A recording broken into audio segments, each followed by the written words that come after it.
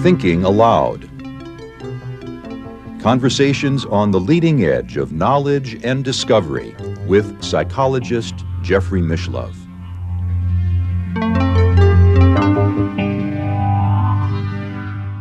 Hello and welcome. I'm Jeffrey Mishlove. Our topic today is the next steps in UFO research, and my guest is Colm Kelleher.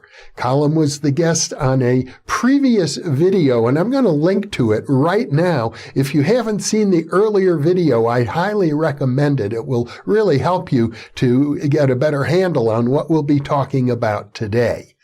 Colm is a biochemist with an extensive background in cellular and molecular biology. He has served as vice president and chief scientist for environmental control and life support systems at Bigelow Aerospace. Additionally, he has managed the day-to-day operations of the Advanced Aerospace Weapons System Applications Program of the U.S. government through a contract given to the Bigelow Aerospace Advanced Space Studies Organization, of which he was deputy administrator. He has served as deputy administrator for the National Institute for Discovery Science, and currently he plays a similar role at the Bigelow Institute for Consciousness Studies. He is co-author with George Knapp of Hunt for the Skinwalker: Science Confronts the Unexplained at a Remote Ranch in Utah. He is most recently co-author with George Knapp and James T. Lakatsky of Skinwalkers at the Pentagon: An Insider's Account of the Secret Government UFO Program. Colm is based in the Las Vegas, Nevada area, and now I'll switch over to the internet video. Welcome, Colm. It's good to be with you once again. Good to be here again, Jeff. Hopefully we can carry on the same conversation. Well, we had a fascinating conversation earlier. I'm encouraging all of our viewers to watch our previous interview, so that'll give them a good footing to understand what we're going to do now, which is to go into much more detail about not only the next steps in UFO research, but what you've already learned, because there's so much we didn't cover. You had such an extensive project going on earlier. One of the most fascinating accounts in your book, Skinwalkers at the Pentagon, had to do with your own eyewitness observation of what I guess I'd have to describe as some creature like a dinosaur. That was an interesting sequel to a very interesting dinner that occurred in Washington, D.C., early on in the program, and this is when we had essentially the best of the best from interagency groups of people at a dinner in Washington, D.C. Lakatsky was there, Axelrod was there, Lou Elizondo, who at that time was not a UFO rock star. He was part of the group at the dinner. But one of the people at the dinner was a special agent called Juliet Witt, who had a lot of experience being out in the field, including some experience behind the lines in Russia. One of the things that came up on during the dinner was a discussion about the Skinwalker Ranch and what kind of approaches could be used in terms of sensor deployment, because Juliet Witt had a good background in sensors. So anyway, she arranged to hop on a plane, come out to Las Vegas, and the night before the deployment to the ranch, she met with myself and Robert Bigelow in the corporate headquarters in Las Vegas, and we gathered all of the equipment that we were going to bring with us, and that included just a few cameras and some night vision equipment. So we flew on Robert Bigelow's private plane up to the small airport in Vernal, Utah, which is about 30 miles from the ranch. And then we drove to the property. We got there sort of in the early afternoon. Myself and Juliet Witt walked the property, and she seemed really engaged and sort of, very interested in what all of the incidents that had happened on Skinwalker Ranch. So we walked the property. She took a lot of photographs. She went up on Skinwalker Ridge. She and I spent probably 2 hours going through the various parts of the property, and I was pointing out to her some landmarks where various incidents had occurred during the National Institute for Discovery Science part of the program, which had been a lot earlier. So night fell, and about 10 o'clock, myself and Robert Bigelow and Juliet headed down towards the west side of the property, and the western part of the Skinwalker Ranch has 2 abandoned homesteads, and we call them Homestead 2 and Homestead 3. We actually arrived at Homestead 2 because Homestead 2, from all of the previous experience on the property, had been kind of a grand central station of where a lot of different activities had occurred. So we brought these garden chairs with us. So here we were out in the middle of nowhere on a small pasture about 30 yards away from Homestead 2, and we were facing in opposite directions. So the chairs, my chair was facing outwards, Robert's chair was facing outwards, Juliet Witt's chair was facing outwards. So we were actually covering about 360 degrees around the property. And at that stage, Juliet started getting fairly nervous because, maybe it was the fact that it was absolute pitch darkness. It was obvious there was nothing in the environment except darkness. And you could see in the distance a couple of faint lights of homesteads. But Robert Bigelow got up from the chair and walked south from where we were. I got up from my chair and walked essentially west towards, there was a tree line close by. And Juliet Witt sort of said, okay, I'm on my own out here. So she basically came in my direction. And it was around that time when she was about 10, 15 yards away from me. I saw this creature that was coming from the south heading north. But the really strange thing about it was that it was not making any noise. And, there were quite a few leaves on the ground. There should have been rustling. I noticed that there was a silence. Also, there was no evidence of any sort of crickets or any nighttime noises. It was almost like a cone of silence had descended on the property. And so this creature was coming towards us, and it passed us by about 30 feet away. It looked to me like it was a really unusual looking creature. It had what looked like spines, or not spines, but kind of curves on its back, almost like a mini dinosaur. And it also had a very flat, large tail that looked, the nearest equivalent I could think of was a beaver. But this thing passed us about 30 feet away, heading north, completely ignored us as if we were not there. Both Juliet and I saw it from different vantage points. And I think it was about maybe in the region of maybe 100 pounds or so. It was not a huge animal, but it was motoring sort of silently. It went beyond the wall of the old homestead, still motoring, and myself and Juliet followed it to see where it was going. By the time we got to the edge of the homestead, it was gone. So this creature then sort of must have gone around the wall of the homestead and turned right, which would have put it out of our view. So we ran up to that area, and there was nothing, absolutely nothing available. We couldn't see anything. At that stage, we were making a reasonable amount of noise. So Robert Bigelow came from the south and joined us, and the three of us looked around the property in the area just north of that old homestead. We could not find any trace of this creature.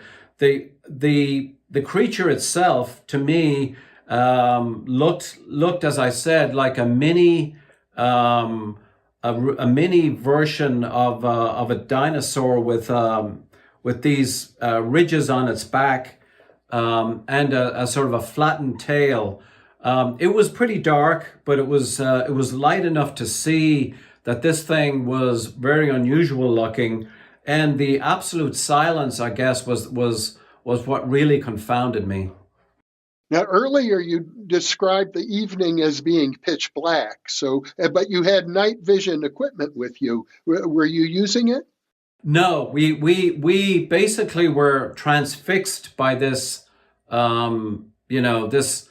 I guess it was the combination of the Oz effect, or this cone of silence that descended on us, and the fact that this was a very unusual creature. It also happened very, very quickly, relatively. So we did engage our night vision binoculars when we were searching for the creature, but we did not switch them on in the heat of the moment. And I can tell you from personal experience on that property, the lightning speed with which these events happen usually precludes engaging, unless you've got a sensor, a fixed sensor that's running all the time.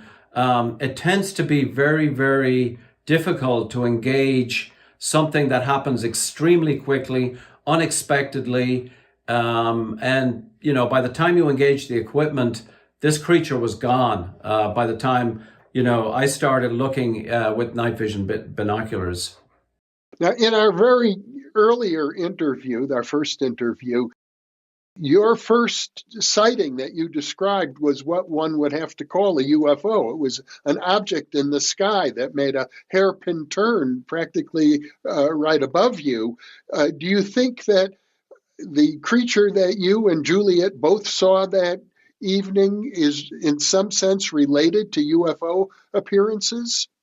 That's a really good question, because Skinwalker Ranch, as you know, is sort of the center point for a lot of anomalies, but primarily it is also the center for a lot of sightings of UFO objects. That UFO that I personally sighted was one of many quote unquote nuts and bolts objects that were sighted by various people over a 25-year period. So, the original Sherman family, for example, were absolutely deluged by a combination of nuts and bolts type metallic looking craft. At the same time, they had cattle mutilations. At the same time, they had a lot of poltergeist activity, objects appearing, disappearing, discarnate voices, and all of that. So, but they also had these nuts and bolts UFOs. When we took over the property, I had that sighting of a nuts and bolts object.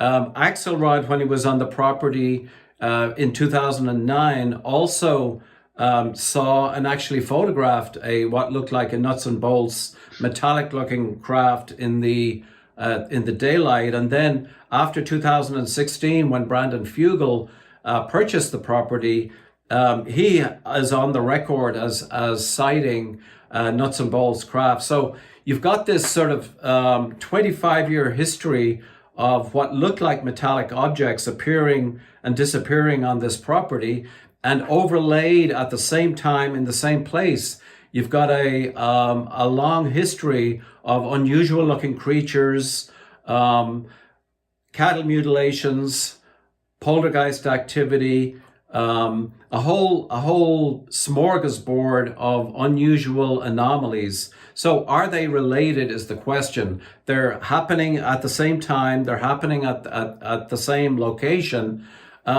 I would, from a hypothesis point of view, suggest that they're probably related.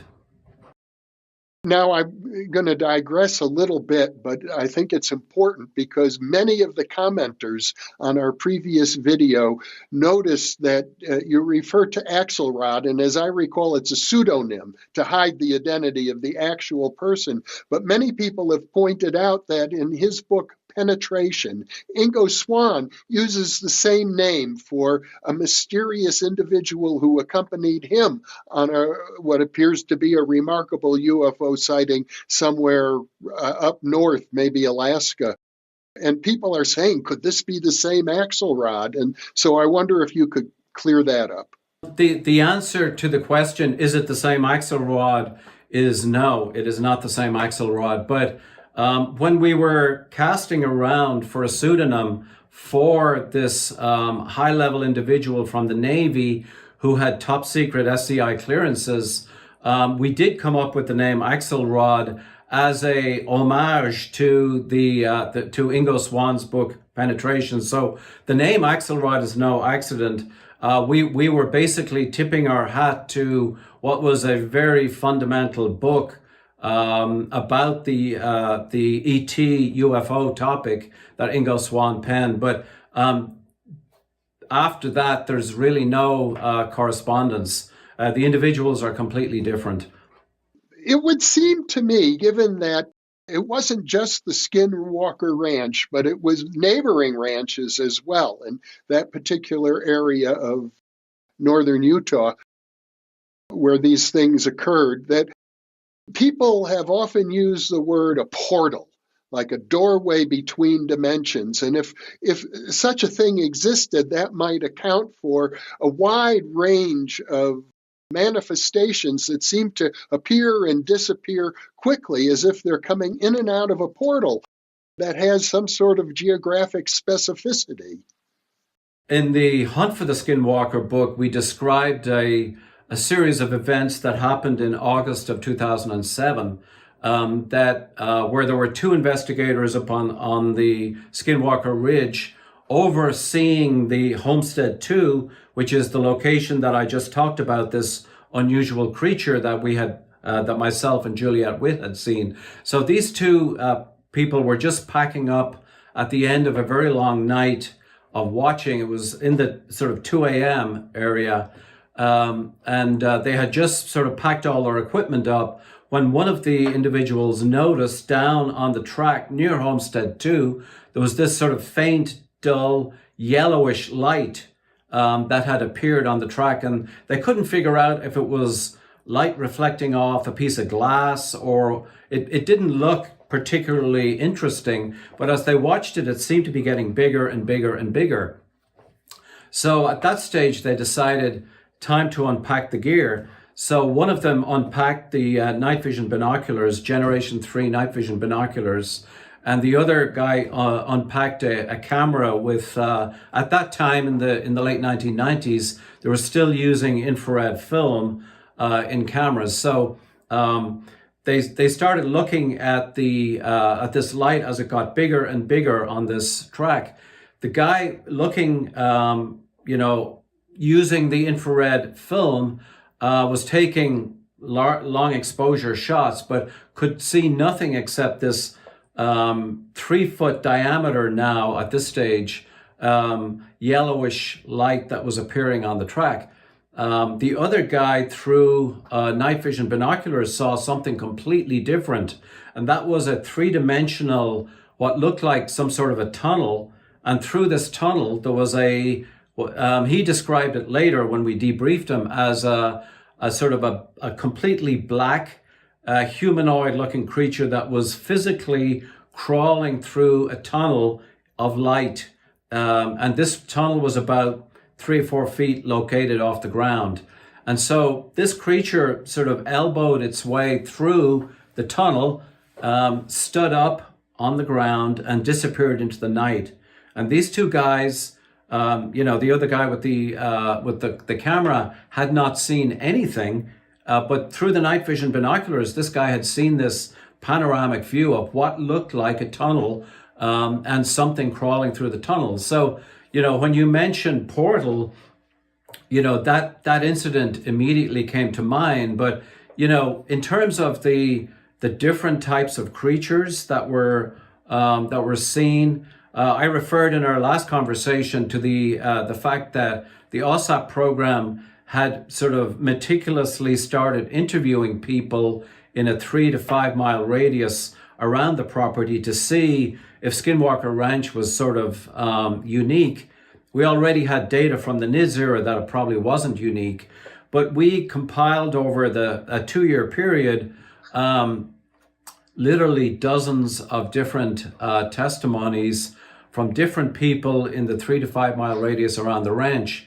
And many of them described strange creatures, particularly creatures that looked like four-legged creatures that were standing on 2 legs and able to move on 2 legs. So in the last conversation we had, I described this creature that Axelrod and his family had encountered all the way out on the East Coast. Well, a lot of the interviews that we conducted around Skinwalker Ranch actually documented a plethora of sightings, and these were not particularly necessarily recent sightings, but they were sightings of these 2-legged creatures that or 4-legged creatures that were standing on 2 legs and could walk. So we interviewed a lot of these people, and we actually got a map of the location, that a Google map of Skinwalker Ranch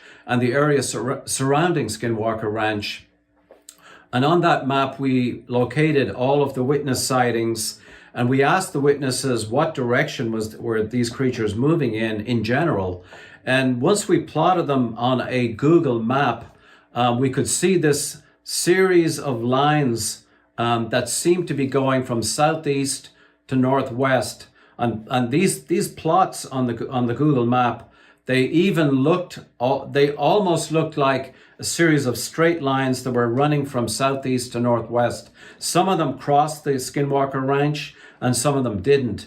And so the next step that we did as part of the OSAP investigation was that we located a series of game cameras along these. We hypothesized that these lines represented some sort of travel routes or migration routes for these creatures. So just towards the end of the OSAP program, we had located multiple different game cameras on these routes to see if we could detect anything on the game cameras. And the program ended at exactly the wrong time, because we had the capacity, we think, to record and obtain evidence apart from eyewitness evidence of these creatures.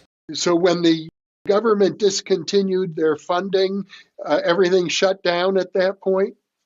Yes, everything was shut down. There was a 3-month no-cost extension from September to December for OSAP to wrap up all of the different projects. So by the time December 2009 came around, everything was shut down. The 50 people who had been employed full-time during OSAP were essentially let go. Standard government contractor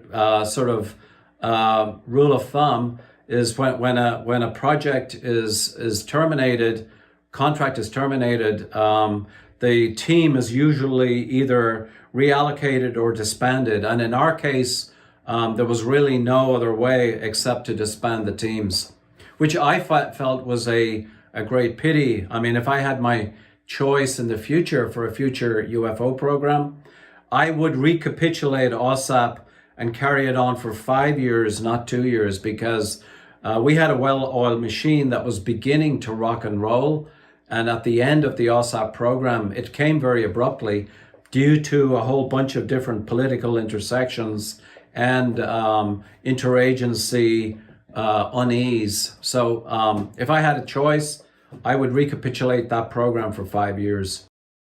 Now, a lot of people would say that the government isn't really capable of managing a program dealing with phenomenon of such high strangeness.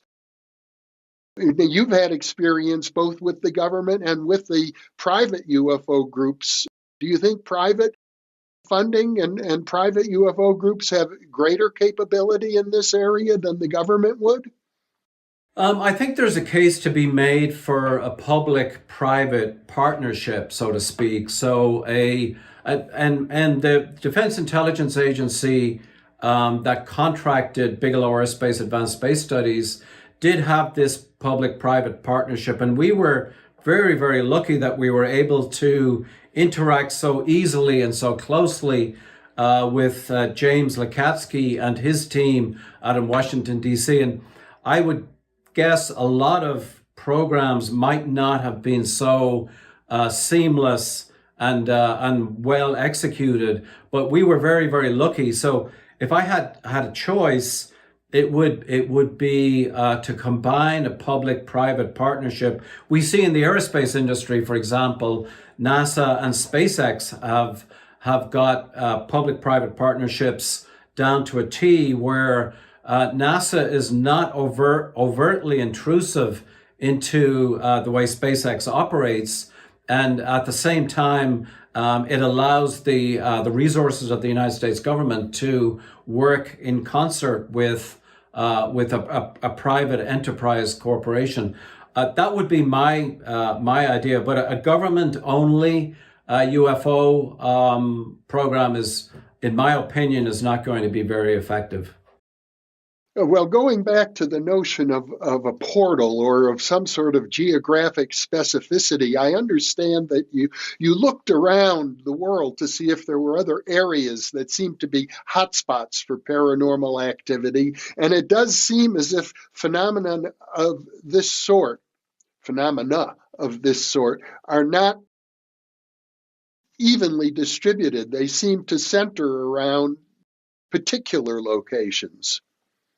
Yes, that's correct. And we did, during the National Institute for Discovery Science days, we did spend a lot of time in some alternative locations like Dulce, New Mexico, which is this located on the Jicarilla Apache Reservation in Dulce, New Mexico. It too has a very strange history of a combined activity of UFO sightings by multiple members of the Apache tribe. And at the same time, lots of Bigfoot sightings, lots of unusual creature sightings, a lot of poltergeist activity, a lot of orbs are seen in that vicinity. So we spent a lot of time in Dulce, New Mexico. We also paid close attention to the Crestone, Colorado area, the San Luis Valley, which Christopher O'Brien has mapped out over the years in terms of unusual activity. And we got a lot of reports of the same thing overlaid upon UFO activity. There was a lot of reports of unusual creatures and a lot of spooky poltergeist type of activity there. But we also know Yakima Reservation up in Washington. And on the East Coast, there are several hotspots in New York State. Perm, Russia is another place that we've heard of, and even Hessdalen, the Hessdalen Valley in Norway, even though it's been primarily a large focus of an autonomous UAP surveillance network that takes autonomous sensor recordings. There has been quite a lot of stories coming out of the Hessdalen Valley of other more paranormal type activity, which the engineers have not spent a lot of time working on. But there is a suggestion, at least, of paranormal activity. I attended a conference recently at Esalen, and I had some really interesting interactions with a guy from Colombia who had actually described a location in Colombia that had, or I think it was Argentina actually, that had a lot of activity that very closely paralleled the activity on Skinwalker Ranch. So I think Skinwalker Ranch just happens to be very well studied over the last 25 years, but I don't think it's a particularly unusual location for these so-called hotspots. And, we really have no idea why these hotspots occur in these particular locations on the planet. Were you able to identify, for purposes of a scientific control, areas where paranormal phenomenon just don't seem to occur at all? We did not spend a lot of time investigating areas where there were no phenomena. That is a really important part of a longer study. We were in the sort of initial data gathering parts of these studies, both during the National Institute for Discovery Science and also during the OSAP program. So I think your suggestion has to be included as a part of future investigations, but we did not spend a lot of time investigating areas where there was no activity. I'm under the impression that researchers have looked into the question of, could this just be some psychological phenomena? And if that were the case, one would expect to find more of it in areas of dense population, whereas it seems as if these things occur in areas where there's less density of population. That is true, but also another point associated with this is that there is anecdotal evidence of these creatures, quote unquote, tend to leave physical impressions. During our last conversation, I mentioned the upright wolf-like creature that seemed to be associated with some deep claw marks on the tree where the wife had seen this creature on their property. Another example of that is that we interviewed some people about a mile. It was southwest of the Skinwalker Ranch, who had interacted with one of these two-legged or four-legged creatures on their property, who was running away from them. The guy had a rifle with him and shot at this creature, and he was absolutely certain he had hit the creature as it was running away, did not stop the creature, but they found blood in the area. This was about a year prior to the OSAP program interviewing this individual, but he was adamant that this creature had bled after being shot. So I think that it's more than psychological happenings. I think these what are seen or perceived also interact with the environment and leave physical traces. I'm not saying that they're not psychological happenings. I'm just saying that they also leave physical traces. Back to the portal hypothesis, there's a lot of speculation, not only in science fiction, but among serious scientists, having to do with the multiverse, with parallel universes. There's a lot of mathematical work going on and theoretical physical work going on in that realm. Have you interacted with any of the theorists who are looking into these things? One of the NIDS scientists, Eric Davis, has done a lot of work on wormhole physics, and he worked a lot with Hal Puthoff, and to the extent that Hal Puthoff has also done a lot of theoretical physics analysis on the so-called zero-point field, and also metric engineering. We have interacted with those people, but I guess from my perspective, the UFO future of UFO discourse does, in my opinion, have a future with the burgeoning increase in activity regarding human consciousness. And I think that my background is biological, so I guess I tend to more gravitate towards people like Bernardo Kastrup, who has done a lot of work. I noticed you had him on your program recently. I came across his work a couple of years ago. I've seen some of his blogs on Scientific America. I've read most of his book, The Idea of the World. I also, I have looked at Donald Hoffman, who is from UC Irvine, and again, he has some very unusual, viewpoints on the role of consciousness. Jeffrey Kripal, who I've worked with quite a lot. I'm a big fan of Jeffrey Kripal because of the work that he was doing with the Bigelow Institute for Consciousness Studies as a part of the essay competition. I'm aware of Federico Fahin, who has done a lot of work on consciousness, and Edward Kelly from the University of Virginia. So I would say in the last 10 years, there's been a revolution in the focus on consciousness as being primary. So if I had to look for low-hanging fruit, somewhat low-hanging fruit for the future of UFO study, I would probably focus on the impact of these new visions of consciousness and what happens. Is the UFO phenomenon in any way relevant to these new visions of consciousness?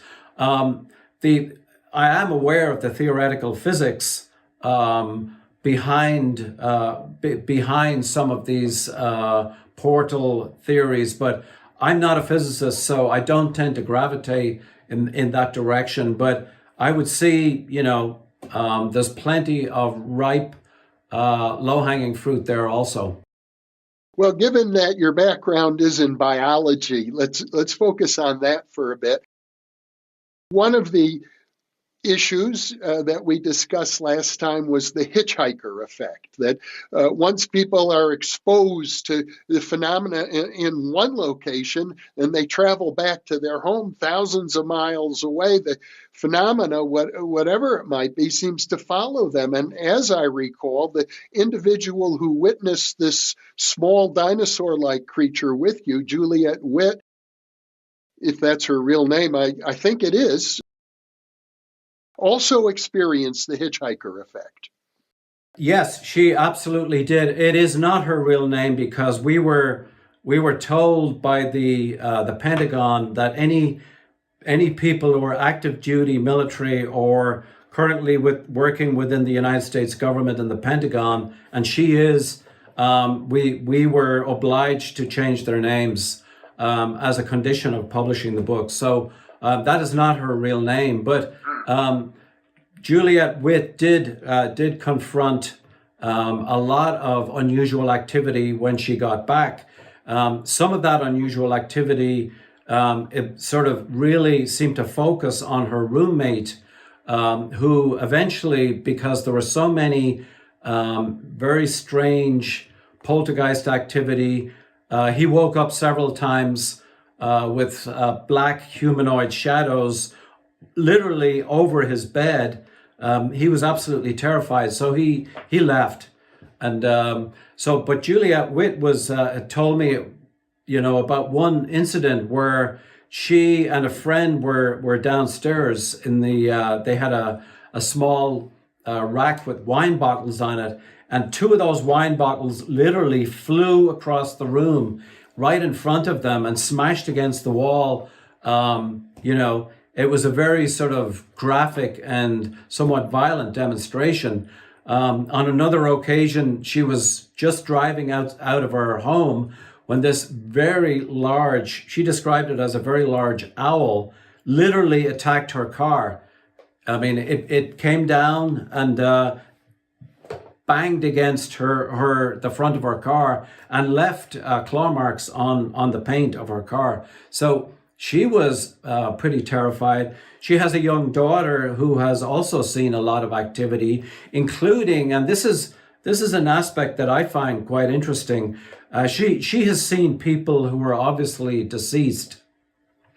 So I've also interviewed other people who have had the hitchhiker effect, and they have reported also seeing people who are deceased. So there's this weird overlap between quote unquote the afterlife and some of these hitchhiker effects that have emanated from Skinwalker Ranch.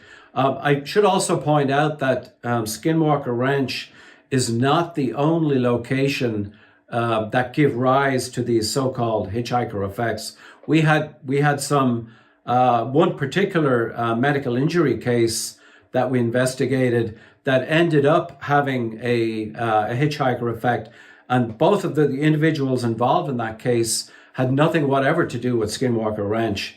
This occasion I'm thinking of, there was a biotechnologist who was driving on his way home to Bend, Oregon.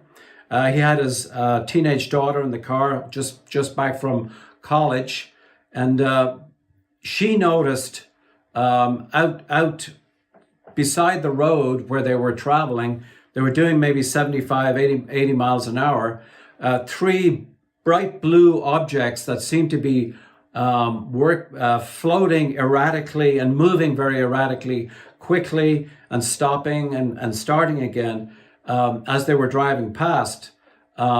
Immediately upon seeing these objects, it seemed like all three objects came right towards the car. It was almost like it was a signal. One object went straight across their windshield, and they saw it moving right across their windshield.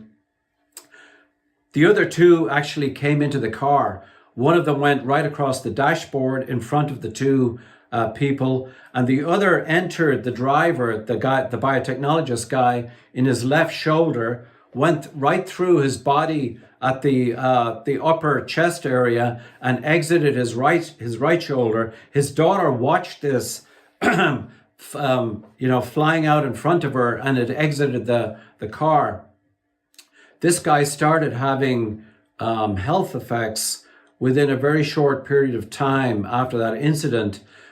Began to get headaches the next morning. Woke up with sunburn on the left-hand side of his face. Also, his left eye and left ear were starting to swell up. A lot of fluid started accumulating. Began to lose hair within probably 3 or 4 days after this incident. And, long story short is that there was an MD, PhD, one of our investigators spent a lot of time with this guy over many, many months, and actually it went into years. We had serial blood samples. We had many other measurements from the health status of this guy. So we actually were fortunate to have blood samples from before the incident, and also many blood samples after the incident. So we were able to actually track changes in his immune system over time, both before and after this incident. And so we could see multiple changes in the neutrophil lymphocyte ratios. We could see as this guy eventually came down with a very rare form of ductal carcinoma. Luckily, it was in situ, so it was not metastatic. And so within 2 or 3 years, this guy was okay health-wise. But for that couple of years after the incident that had happened with this blue object that went right through his body, he had a plethora of health effects, which were actually extremely well documented. But the daughter, his daughter who was beside him in the car as a passenger, did not have any adverse health effects. But when she went back to her college in Connecticut, her roommates started reporting there was an explosion of strange activity in their household in Connecticut. There was 4 people who shared this house, and all of them reported these strange noises in their homes. Orbs would fly through their rooms. Unusual creatures were seen in the vicinity. So again, this hitchhiker effect that had absolutely nothing with Skinwalker Ranch seemed to be associated with this very dramatic medical injury case that involved the interactions with these small UFOs. The small UFO was like an orb. Some people, I think, associate them with another poorly understood phenomenon, probably little more than a label called ball lightning.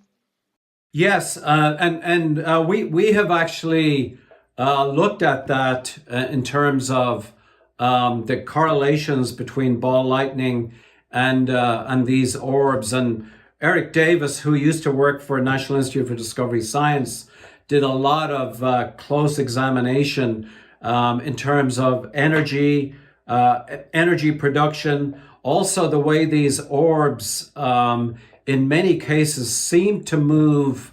They seem to be reactive. They seem to move, quote unquote, intelligently. They seem to be able to dodge out of the way when you put a flashlight on. They can move around away from flashlights. So there was a number of different discrepancies between ball lightning in terms of piezoelectric generation of ball lightning and associated with ball lightning that did not seem to be the case with respect to these orbs that had been documented both on this Skinwalker Ranch and in various locations like this place in Oregon.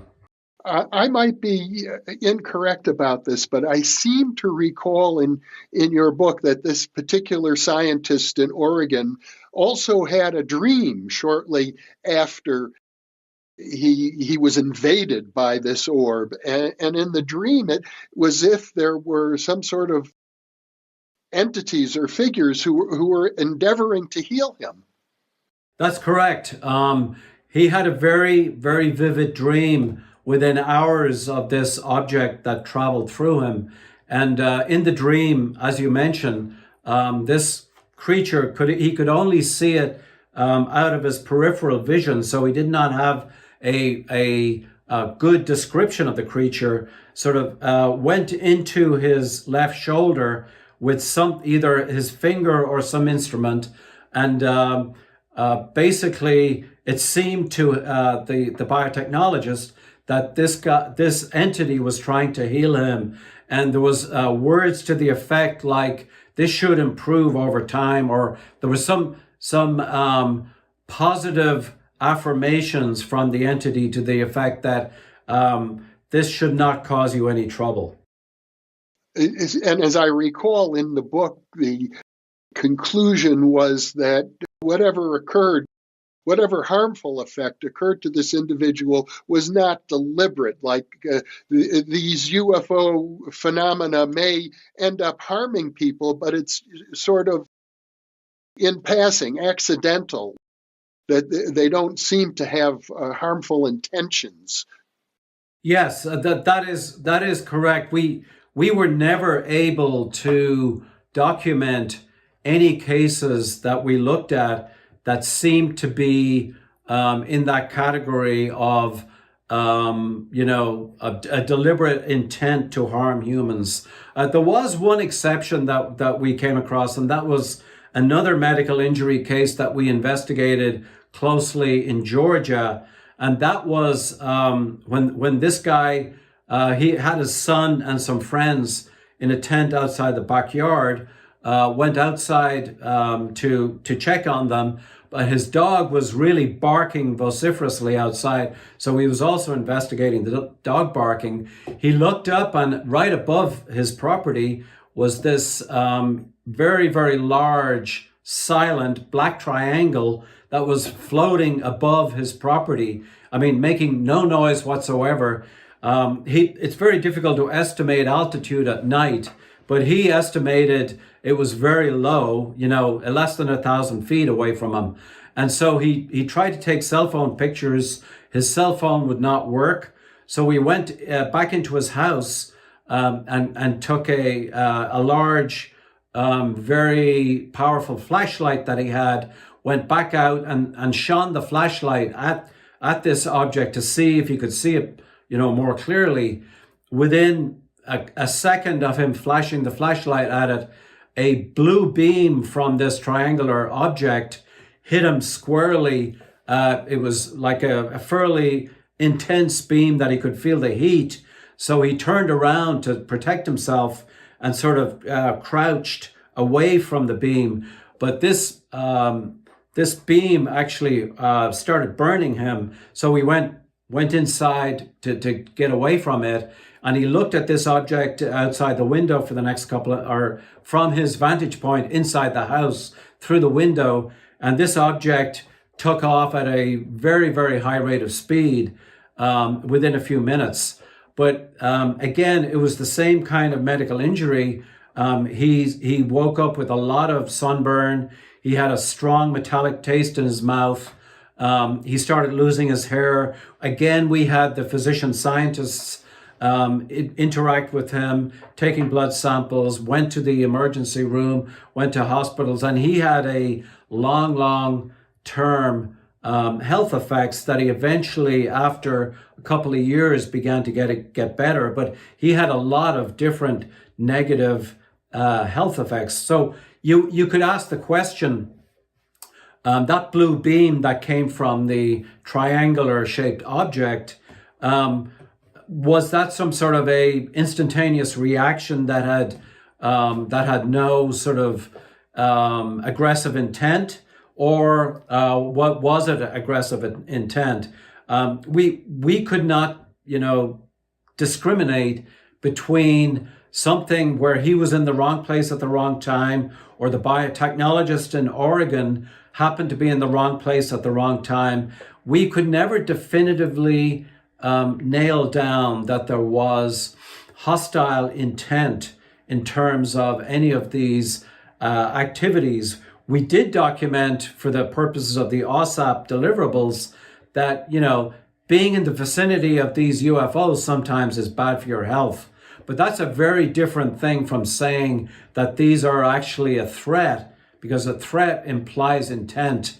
And we really literally have no idea in terms of what the quote unquote intent of these objects are. So we were not able to deliver a report to the Defense Intelligence Agency saying that these UFOs were a threat. We did not have the data to back that up.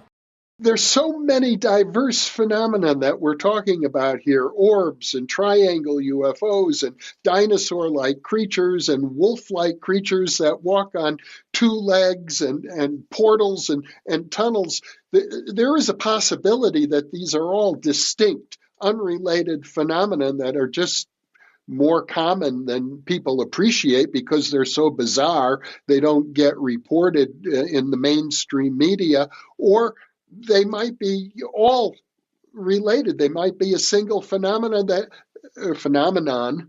manifests in many different ways. I have to assume we really aren't ready to answer that question yet. I would agree with you there. I don't think we are ready to answer that question. I mean, when you say this sort of co-location phenomenon, I was just thinking of another location up near Malmstrom Air Force Base.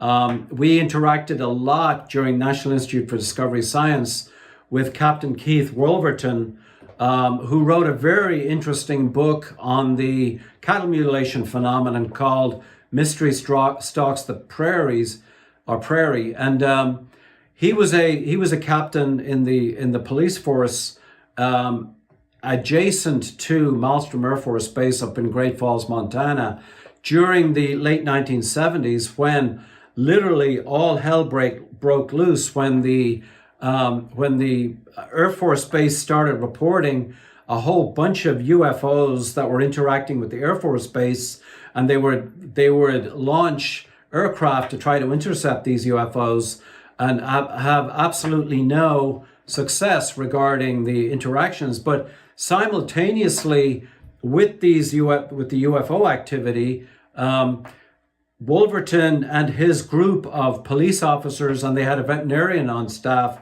documented an enormous number of cattle mutilations ringing around Malmstrom Air Force Base. They also interviewed a lot of these ranchers who were having these effects, and the ranchers told them about a lot of unusual creatures. They were reporting Bigfoot type creatures, unusual creatures that were coming out of the night, orbs in their homes, poltergeist activity. So, Captain Wolverton would get a call from the base commander asking him for help in terms of tracking UFOs.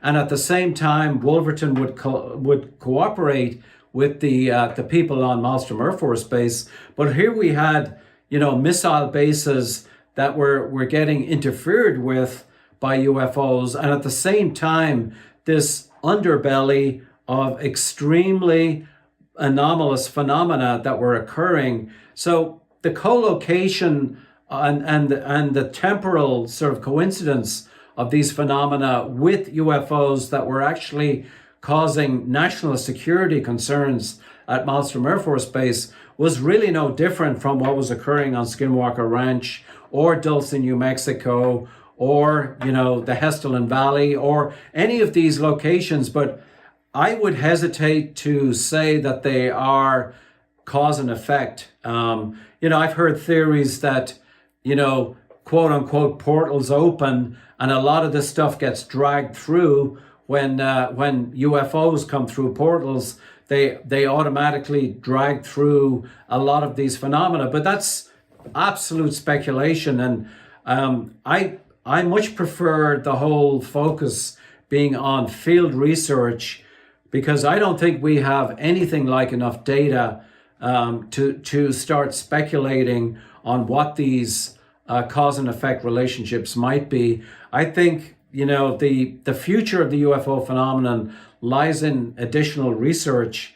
And I would be very hopeful that maybe something might transpire out of the recent passage of the National Defense Authorization Act, which does include this very provocative amendment in the NDAA that seems to indicate that they might take UFOs seriously. But, there's really no telling in terms of how easy it is for the United States government to downplay UFO activity and UFO investigations.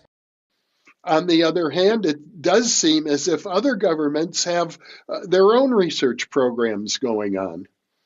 Yes, Senator Reid recently passed away, and he was instrumental in the generation of the OSAP program, because one of his primary concerns is exactly what you have just alluded to, that other countries probably have a less restrictive view in terms of UFO research.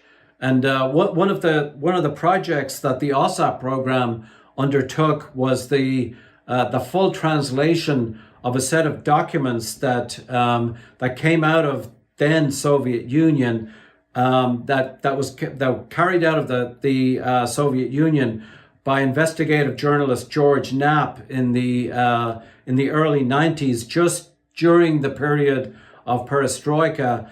And there was a lot of documentation that he was given by people literally in back alleys in the what used to be the Soviet Union.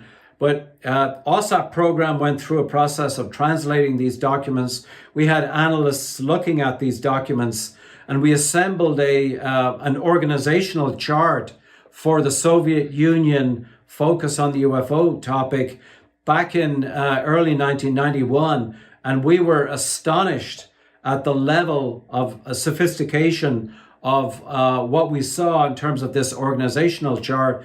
There were literally dozens of government departments, top universities were part of this. There was a shadowy unit called Unit 73790 that seemed to be very much involved with the orchestration of the Soviet Union's UFO program. But that program is 30 years old. It was we documented it being full up and running in either 1990 or 1991, and compare that to the Johnny Come Lately focus on the sort of bare acknowledgement of interactions between UFOs and F-18 pilots, aircraft carrier incidents that happened off the east and west coast. The United States And Senator Reid was very concerned about this, that the United States was definitely behind the curve in terms of the level of sophistication of these programs. And we don't know what China's doing either. I suspect that the level of focus on these kinds of activities is the same in China as it is in Russia. But I have no way of validating that. And there's also countries like Brazil and France to consider. The Brazilian government especially has had a long-standing high level of interest in the UFO topic. One of the OSAP programs that we conducted was also focused on the so-called Kelleher incidents that happened on the northeast coast of Brazil in the late 1970s, in which the Brazilian Air Force intelligence set up camp on Kelleher Island because the UFO intrusions were so frequent and so intensive over a 3 to 4 month period in the late 1970s. They documented, they filmed, they interviewed eyewitnesses. Many people were injured and a couple of people were allegedly even killed as a result of these UFOs. If ever I was to suggest that there was an exception to this idea that UFOs have never harmed humans, I would say that the Kelleher Island incidents might be an exception to this. But again, we have no way of documenting beyond historical documentation. And the OSAP program did generate a very large document that summarized all of the activities in Brazil. But we were also very fortunate that one of the leaders in the Brazilian government, a guy called General Uchoa, was very amenable to Brazilian government cooperating with release of documents pertaining to various aspects of the UFO phenomenon. So the Brazilian government has been, by and large, very, very open in terms of release of large volumes of documents, and many of those documents do pertain to the so-called Operation Prato or the Kelleher incidents. Well, there's MUFON. I know you've had extensive interactions with MUFON. There have been other civilian organizations involved in gathering data related to UFOs, probably more than a dozen just in the United States. What's your evaluation of their capability? I believe, and we're talking from personal experience with the OSAP program, because we had a contract with MUFON that ran during 2009. MUFON has the great fortune to cover all 50 states in the United States. With they have a web of investigators and state directors that is quite efficient in terms of gathering information on the UFO phenomenon. So back in 2009, we contracted with the MUFON organization, and the idea was that we paid MUFON in order to receive information on UFO activity that was happening anywhere in the United States. And we had a weekly and sometimes more frequent teleconference call with the MUFON program manager of this project. His name was Richard Lang. We had program managers that were in weekly communication with MUFON. The end result was a very, very efficient collaboration where dozens and dozens of cases were funneled through the pipeline, and either BAS OSAP investigators were deployed to investigate some of these cases, or MUFON investigators were deployed to investigate these cases. And OSAP BAS paid for expenses like hotels and flights and per diems in order for MUFON investigators to investigate. So over that period of time during 2009, we had a very, very collaborative working relationship with Richard Lang and his team, in which We felt it was an extremely productive relationship. And I know Richard Lang has gone on the record saying that the relationship between OSAP, BAS, and MUFON was also very productive. I'm not familiar with other organizations in the United States, but I think that MUFON does have very good coverage for gathering a lot of different cases from all of the different states in the United States. I'm not really aware of what their capability is internationally, but I believe back in 2009, MUFON were a very efficient organization. Now, I know there are groups in the United States, many of them associated with Dr. Stephen Greer, that claim to be able to initiate contact of some sort or communication or to conjure up or call down UFOs. And so they go out at night and they seem to be able to precipitate sightings of some sort. It would seem as if there might be the potential for two-way interaction. Have you looked into that at all? No, we have not, and that is something we've heard about Dr. Greer's activities, but we have not actually had the opportunity to look into it. I know that there are other people, and even I think of Brazil, where there has been claims of people being able to quote unquote summon UFO activity through a form of meditation, analogous to what Dr. Greer and his team have claimed. We have not really looked into that whole aspect. I, of course, documented something similar in my book, The PK Man. So I'm inclined to think that the potential for some sort of reciprocal interaction between the humans and whatever this phenomenon is, it's not a dead possibility that something might yet emerge. I would tend to agree with you just from what we were discussing earlier about that the focus on human consciousness and the use of human consciousness during meditation.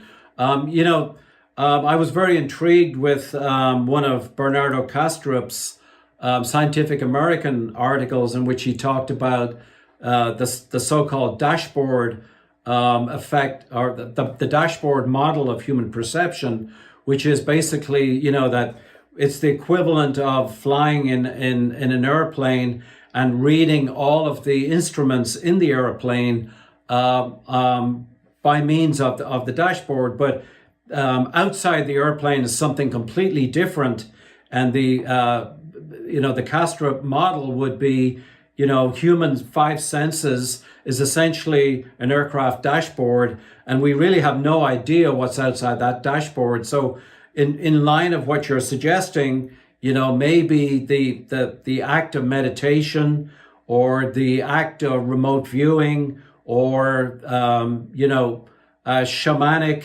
activities is a way of going outside this dashboard and accessing what's outside the dashboard. It's sort of right now it's in the realm of speculation, but I do see it as a possibility.